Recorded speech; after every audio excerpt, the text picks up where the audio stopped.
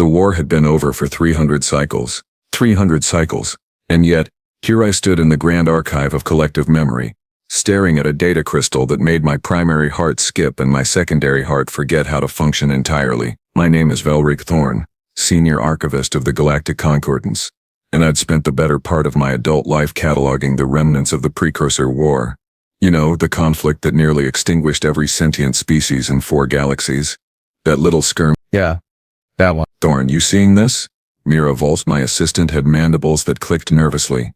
She was kickstall, all 6 of her optical sensors fixed on the projection hovering between us. I'm seeing it, I muttered, adjusting my translation collar.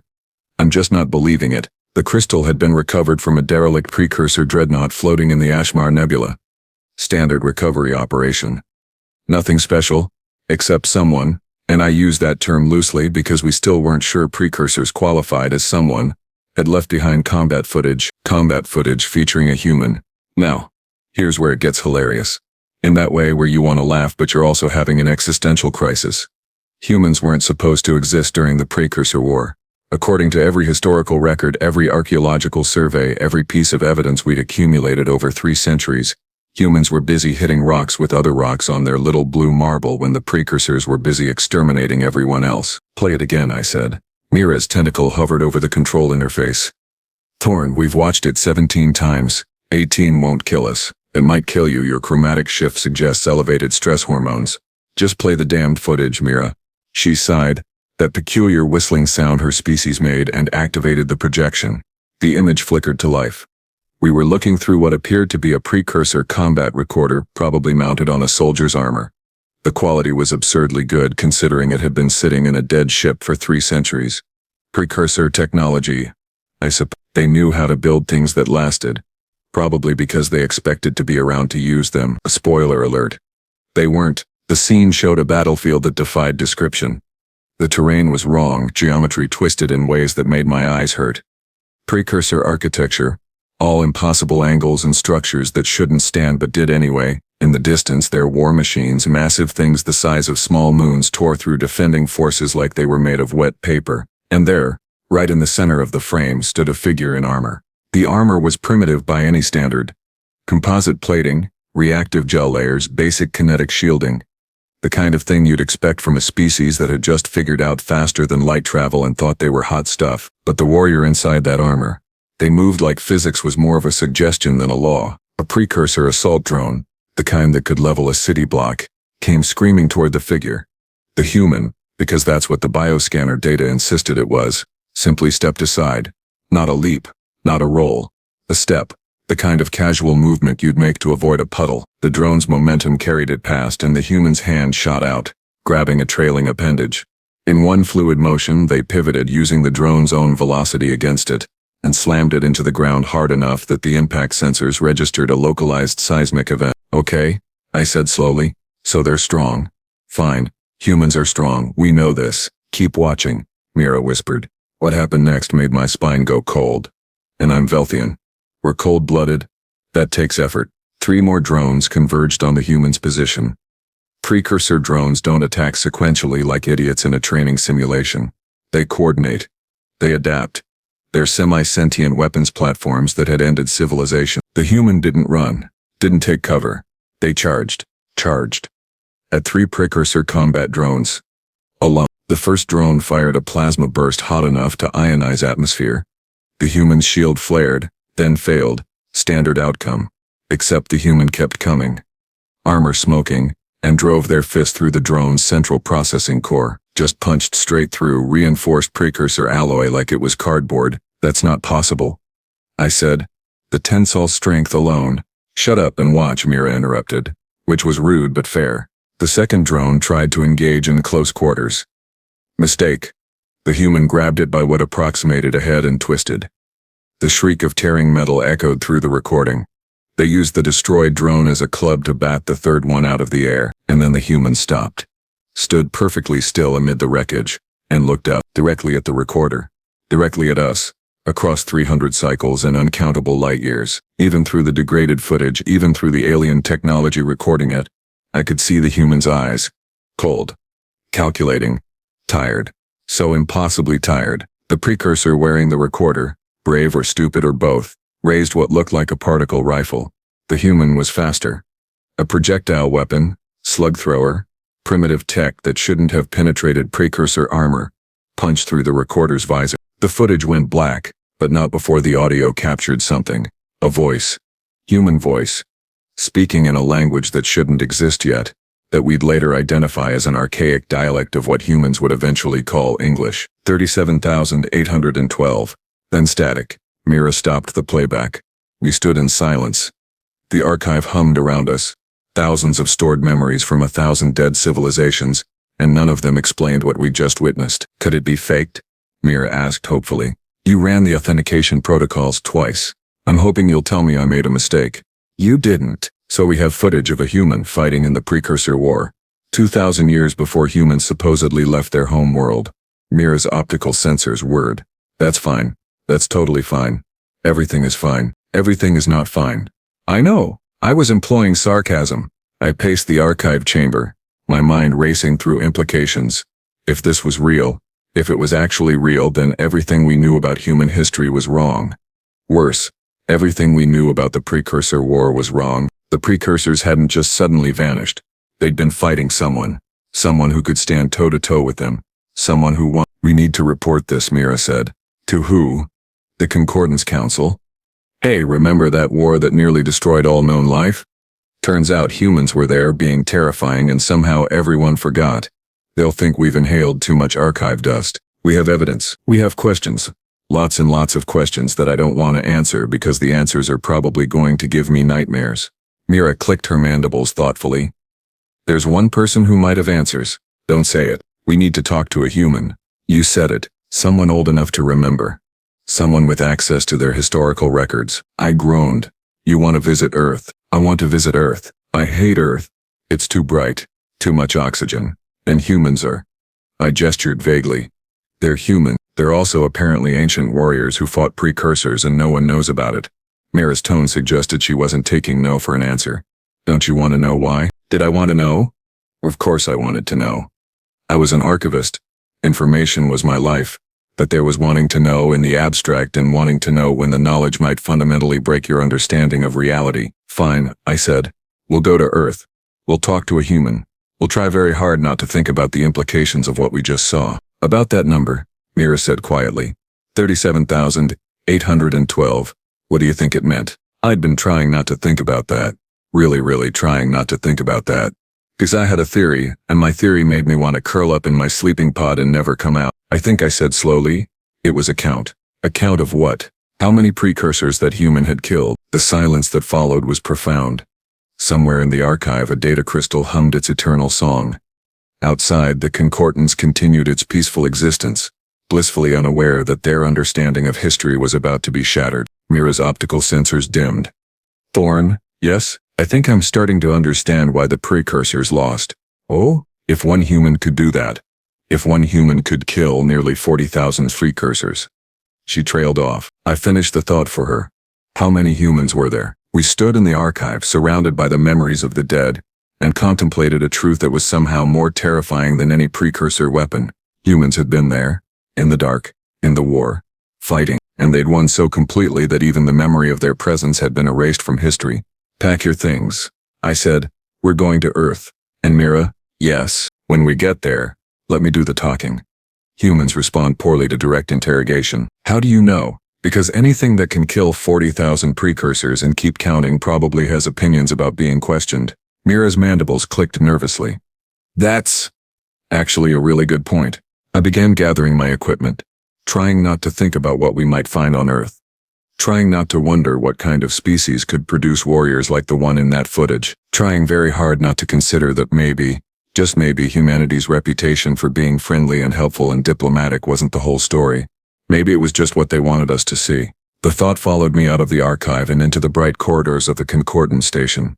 Somewhere out there, humanity continued its expansion across the stars, making friends, trading goods, sharing culture, and somewhere in their past, buried under centuries of careful silence, lay the truth about what they'd done, what they'd been, what they might still be, if pushed. I really hoped we wouldn't find out. Spoiler alert. Again, we did, but that comes later. Earth was exactly as unpleasant as I remembered. Too bright, too wet, too full of humans who smiled too much and asked too many questions about whether we were comfortable. Of course we weren't comfortable. We were standing on a planet where the dominant species had apparently erased their own participation in the galaxy's most catastrophic war from the collective memory of every sentient civilization. Comfortable was not on the menu.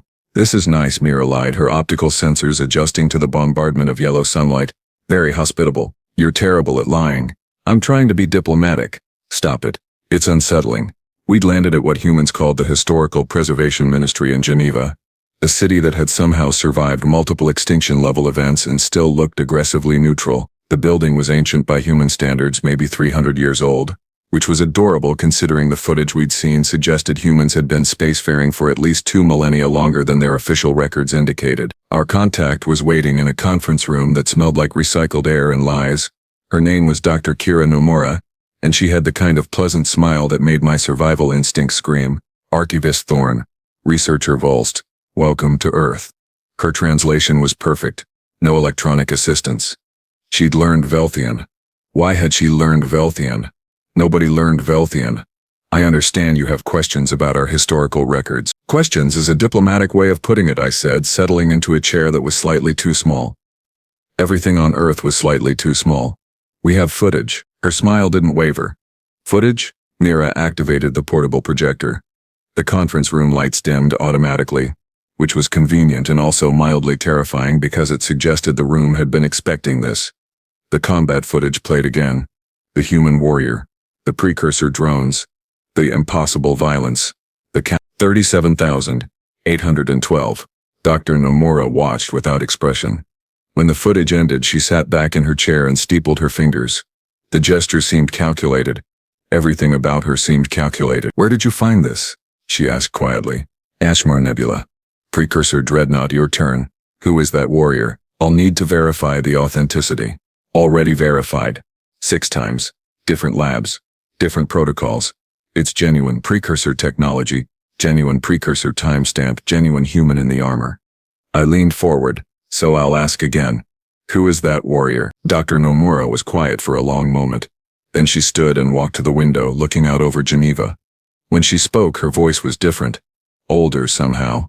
Tired. His name was Marcus Dahl. He was 32 years old when that footage was recorded. He lived another 160 years after the war ended and died peacefully in his sleep, surrounded by family. She paused. We made sure of that. After everything he'd done, he deserved a peaceful end. Mira's mandibles clicked rapidly.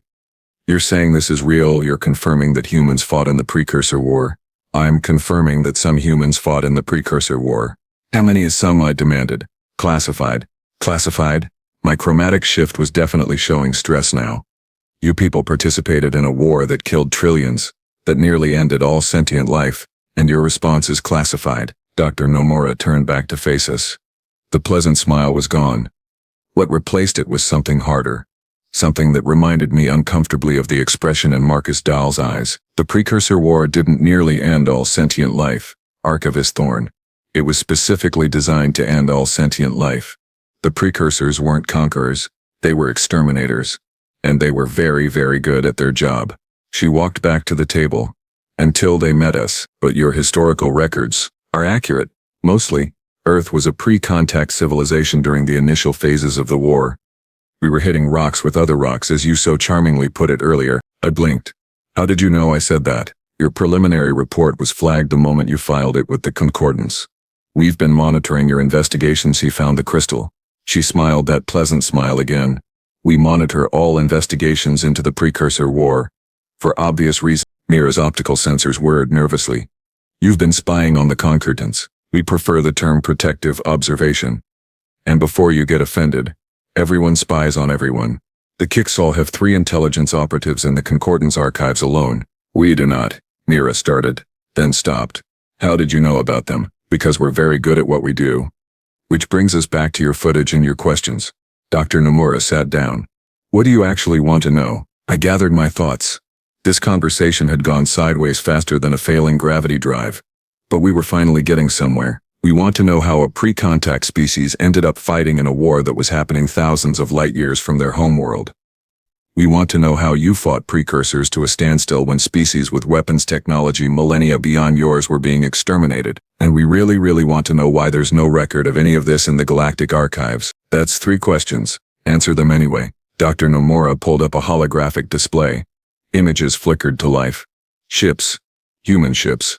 But not the sleek diplomatic vessels we were familiar with. These were brutal, ugly things covered in armor and weapons. War machines. The precursors found Earth about 2,300 years ago by your calendar. They were doing what they always did. Systematic extermination. Planet by planet. Species by species. Her fingers moved through the display. They arrived in Sol's system with a fleet designed to sterilize all life. Standard precursor doctrine. What happened? Mira whispered. We surprised them. Earth had been visited before, you see. About 500 years earlier. A refugee ship from the war. They crashed in what's now the Pacific Ocean. Didn't survive the landing, but their ship did. And we found it. My secondary heart stopped again.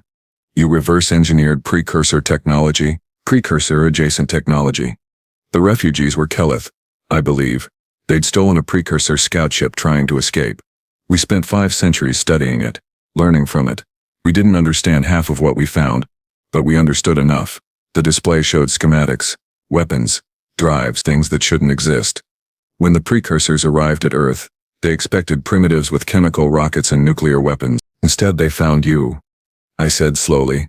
Instead they found a species that had been preparing for them without knowing it. We had functional particle beam weapons, we had kinetic barriers, we had ships that could reach 0.8 light speed. Dr. Nomura's expression was grim. We also had something the precursors didn't expect. What? Spite. The word hung in the air. The precursors destroyed the orbital defense platforms in the first wave, killed 3 billion people in the opening bombardment. They glassed the southern hemisphere, they poisoned the oceans, they did what they'd done to 100 other worlds. Dr. Nomura's voice was flat. Emotion. And then they tried to land ground forces to finish the job. That's when they learned that killing humans and defeating humans are very different things. Mira was leaning forward now, all 6 optical sensors focused intently. What did you do? We fought back. Every human who could hold a weapon picked one up. Every ship that could fly went into combat. Every factory was retooled to produce ammunition and armor. We launched counterattacks that made no strategic sense, that violated every principle of warfare, got millions of our people killed. She paused. And we didn't stop. We couldn't stop, because stopping meant extinction. And we decided that if we were going extinct, we were taking the precursors with us. The display changed. Showed battle after battle. Humans in primitive armor fighting precursor war machines. Humans flying ships held together with improvised repairs into the teeth of enemy fire. Humans dying by the millions and never retreating. It took us 20 years to drive them out of Sol system. Another 30 to capture one of their ships intact and figure out how their long-range travel worked. And then we did something the precursors never expected. Dr. Nomura looked at us. We followed them. You followed them, I repeated stupidly. We followed them back to the front lines of the war. We showed up in systems where the precursors were exterminating other species and we attacked. No warning. No negotiation. Just attack. She pulled up more footage. Dozens of battles. Hundreds. The other species didn't know who we were. They just saw ships arriving to help them. Ships with strange markings and tactics that made no sense. The tactics made sense, I said. Realization dawning.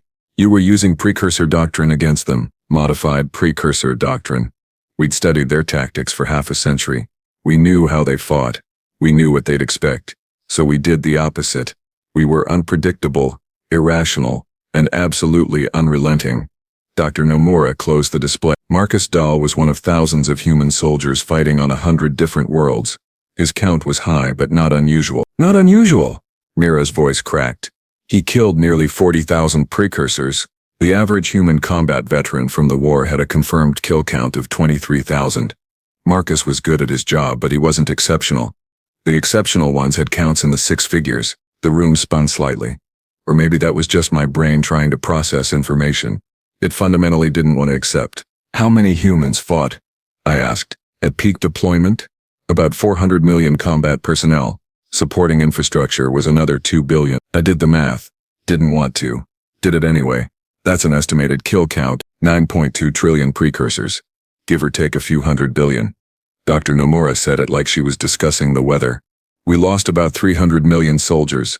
Total casualties including civilians were around 7 billion. But we won. You exterminated them, Mira whispered. You didn't defeat the precursors. You exterminated them. Yes, the simple affirmation was somehow worse than any elaborate explanation. Humans hadn't fought the precursors to a standstill. They'd hunted them to extinction. And the memory wipe? I asked. Why doesn't anyone remember human involvement? Because the other species were traumatized. They'd watched the precursors exterminate billions. They'd lost worlds, entire civilizations. And then suddenly these ships appear, crewed by these strange bipeds, who fight with a ferocity that makes the precursors look civilized. Dr. Nomura leaned back. When the war ended, we offered them a choice. Remember us, and deal with the complicated trauma of being saved by something potentially more terrifying than what was killing them, or we'd help them forget and they could rebuild in peace. They chose to forget, I said. Everyone chose to forget. We helped them. Memory editing on a galactic scale. Altered records. Destroyed evidence. Made it look like the precursors simply vanished. It took a century, but we did it. She looked at the frozen image of Marcus Dahl, and then we went home, locked away our weapons and decided to be the friendly, helpful humans everyone needed us to be. Why? Mira asked. Why hide what you did? You saved the galaxy. Because being the species everyone knows can save them is a burden. Because being the species everyone fears is worse. We wanted peace. Researcher voiced. We wanted to be normal, so we became normal. Dr. Nomura stood. And now you're going to help us stay that way. My spine went rigid. Excuse me, the footage you found is the only remaining evidence of human involvement. We thought we'd destroyed it all. Clearly we missed one. She walked to the door. You're going to take that crystal back to the Concordance archives. File it as corrupted data, and forget you ever saw it. Absolutely not, I said. History is my responsibility. Truth is my responsibility. I won't erase it. Dr. Nomura turned back. That pleasant smile again. Archivist Thorne. I like you. You're dedicated to your work. You have integrity. So I'm going to be honest with you. If knowledge of human involvement in the Precursor War becomes public, bad things will happen. Species will panic. They'll demand we protect them from every threat. Or they'll try to eliminate us before we become a threat. Either way, the peace we've built crumbles. That's not my problem. It will be when the shooting starts. We stared at each other. The room was very quiet. However, Dr. Nomura said, I'm not unreasonable. You want the truth preserved. I understand that. So here's my offer. The footage stays in the archives, but it's sealed. Classified at the highest level. Only accessible to Concordance leadership in the event of an existential threat. If something like the precursors ever returns, they'll know we've fought before and they can come to us for help. And if I refuse, then this meeting never happened. You'll return to your archive. The footage will be classified anyway by the Concordance Council, because they'll realize very quickly that public knowledge of humanity's past is strategically dangerous. The only difference is whether you participate in preserving history or whether it's done without you. It was a threat wrapped in logic, wrapped in more threat. Very human. Fine, I said. The footage gets sealed, but I want something in return. Name it. Access. If something happens, if another threat emerges, I want full access to human historical records from the war. All of them. No redactions. Dr. Nomura considered this. Agreed. Let's hope you never need to use that access. We left Earth 6 hours later. The footage crystal was secured in a classified container, headed back to the archives under seal. Mira was uncharacteristically quiet during the entire flight back to Concordance space. You okay? I asked. I'm reconsidering everything I thought I knew about humans, she said. They serve on Kurdan ships. They run diplomatic missions. They're friendly and helpful. And they killed 9 trillion precursors in a 100-year war and then made everyone forget. I finished. Yeah, I'm reconsidering things too. Do you think they're dangerous? I thought about Marcus Dahl. Thought about his tired eyes and his count. Thought about the way Dr. Nomura had smiled while discussing extinction-level warfare. I think they're exactly as dangerous as they need to be, I said, which is probably the most terrifying answer possible. We returned to the archives 3 days later. Filed the footage under the highest security classification, added my notes and recommendations, tried to go back to normal work, but sometimes, late in the station's night cycle, I'd pull up the footage again, watch Marcus Dahl fight, watch him count, and I'd wonder what it took to turn a species into something that could face down the galaxy's greatest nightmare and win. I'd wonder what humans were really like, under all that diplomatic friendliness, under all those smiles and helpful gestures. I'd wonder, and part of me was terrified I'd find out. But another part of me, the part that valued truth above comfort, was glad they were on our side, because if the precursors ever had a successor, if something else came crawling out of the dark between stars with extinction on its mind, at least we knew where to find help. We knew where to find the species that had looked at impossible odds, at certain death, at the end of everything, and responded with spite and violence, and an absolutely unrelenting refusal to die quietly. We knew where to find the humans, and that knowledge, classified and buried as it was, might someday save us all, or doom us, time would tell.